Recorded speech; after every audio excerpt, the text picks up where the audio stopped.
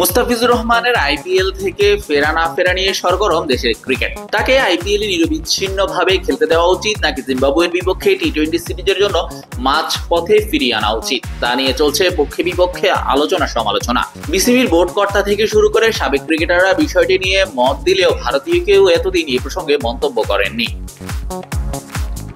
তবে নীরবতা ভেঙে এবার মুস্তাফিজ ইস্যুতে মুখ খুলেছেন ভারতের সাবেক ক্রিকেটার ও ধারাভাষ্যকার আকাশ চোপড়া। মুস্তাফিজকে আইপিএল এর মাঝপথ থেকে জিম্বাবুয়ে সিরিজের জন্য ফিরিয়ে আনার বিষয়ে বিসিবির সিদ্ধান্তে বিস্ময় প্রকাশ করে নিজের ইউটিউব চ্যানেলে একটি ভিডিও পাবলিশ করেছেন আকাশ।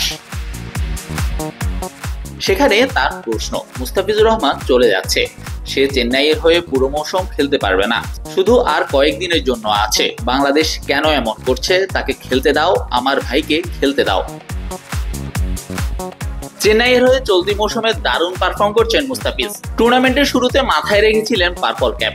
6 ম্যাচ খেলে তার শিকার 10 উইকেট, চেন্নাইয়ের সর্বোচ্চ উইকেট শিকারীও দাফিজ। এমন অবস্থায় দলটি যদি পুরো সিজনের জন্য তার সার্ভিস না পায়, সেক্ষেত্রে দলটি বিপদে পড়বে বলে মনে করেন আকাশ। বাংলাদেশ বলছে এখানে মুস্তাফিজের কোনো উপকার হবে না, এখানে খেললে ওভারলোড ম্যানেজ করা হবে না, তাই তারা মুস্তাফিজকে ফেরত চায়। বাংলাদেশ এমন অনেকবারই করেছে, আমি বলছি এমন করো না বাংলাদেশ, সে চলে গেলে চেন্নাইয়ের ক্ষতি হবে। জানিয়ে রাখা, বিসিবি থেকে শুরুতে মুস্তাফিজকে আইপিএল এ অংশ নেওয়ার জন্য 30 এপ্রিল পর্যন্ত ছুটি দেওয়া হয়েছিল। পরে সেই ছুটির মেয়াদ একদিন বাড়িয়ে 1 মে পর্যন্ত করা হয়েছে। শাহরিয়ার শাওন, স্পোর্টস বাংলা।